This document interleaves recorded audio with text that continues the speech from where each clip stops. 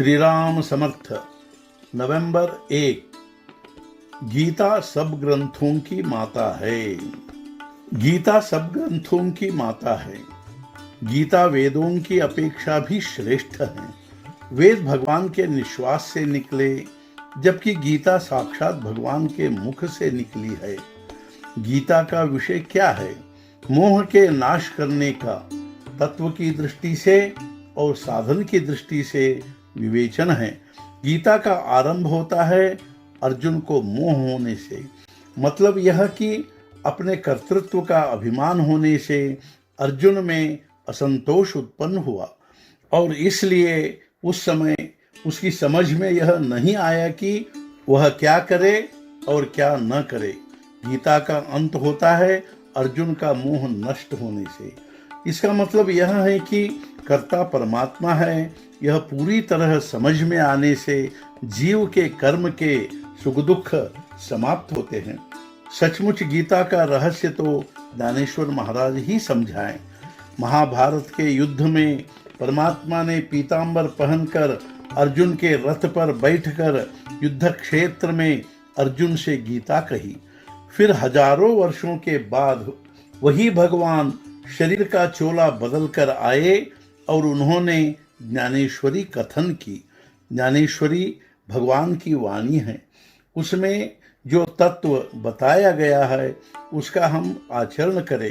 भगवान ने हम सबको यही बताया है कि तुम आगे चलो, मैं तुम्हारे पीछे हूँ। कोई शादी के उम्र की लड़की अपनी किसी सहेली की शादी में जाती है तो वहाँ का वातावरण देखकर उसके मन में अपनी खुद की शादी के और तदनुसार उत्सव के विचार आएंगे। उसी प्रकार हम जब पोथी सुनते हैं तब उसमें जिन अवस्थाओं का वर्णन किया है वैसी अवस्थाएं कब प्राप्त होगी उनका हम विचार करें। आत्मनिवेदन का अर्थ है मैं कौन हूँ यह जानना है। प्रारब्ध की गति से हमें जो सुख दुख भोगने पड़ते हैं उनमें हमारे अस्तित्व का बहाना करे, किंतु सचमुच न हो।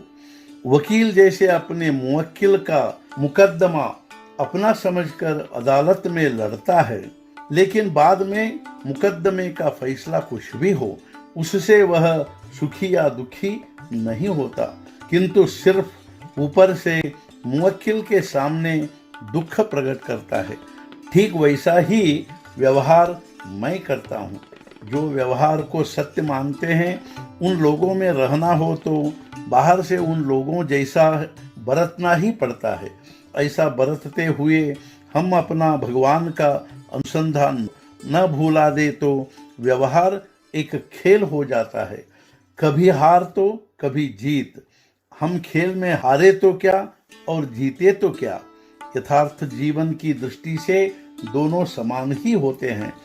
फिर भी खेल खेलते समय हम जरूर जीतने का अच्छा प्रयत्न करें। भगवान का नाम स्मरण करें तो वह युक्ति अपने आप सध जाती है। इसलिए दिन रात मैं अपने लोगों से कहता हूँ, चाहे जो हो जाए तुम भगवान के नाम स्मरण को मत छोड़ो। आज का मुख्य विचार, भगवान की इच्छा से सब होता है, यह भावना रख कर अपना कर्तव्य करना ही गीता का सार है। सद्गुरुनाथ महाराज की जय। जय जय रघुवीर समर्थ।